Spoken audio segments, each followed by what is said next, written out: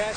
I called it genocide because it's become clearer and clearer that Putin is just trying to wipe out the idea of even being able to be Ukrainian.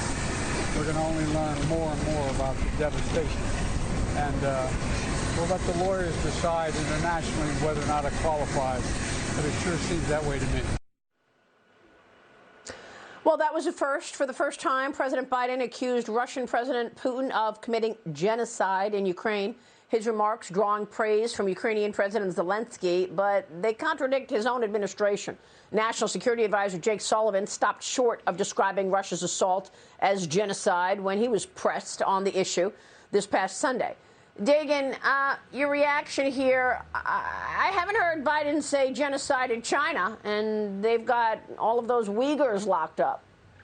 But these were important words to hear from the president, even if it didn't fly in the face of the messaging from other people in his administration.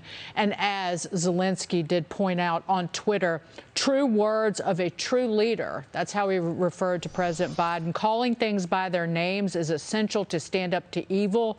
We are grateful for U.S. assistance provided so far, and we urgently need more heavy weapons to prevent further Russian atrocities. Speaking of the atrocities in Bucha, I encourage people to read the New York Times extensive piece, including some devastating photographs from the genocide in that part committed by Russia, in that part of Ukraine. That being said, Biden needs to walk his talk.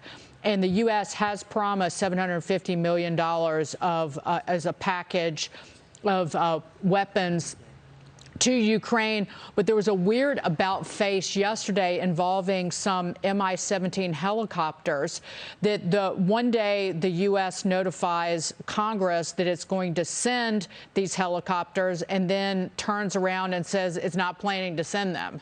So people in D.C. are not on the same page about what kind of weaponry and equipment is being sent to Ukraine. Meantime, civilians are being murdered in the streets by Putin and his mercenaries and thugs and just garbage people. Yeah, well, they're thugs, and the free world is watching what is taking place. I don't know, Mitch, in retrospect, at some point we're going to look back on this and I think wonder why more wasn't done faster.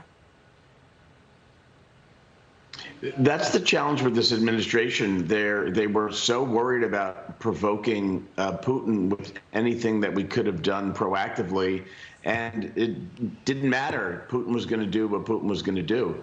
I'm glad the president used the appropriate word of genocide, but I think we need more leadership from the front and not from behind. Look at Boris Johnson. He went and met with Zelensky in Kyiv. And I think that the world looked at that as sort of a Winston Churchill moment of absolute leadership in a time of crisis.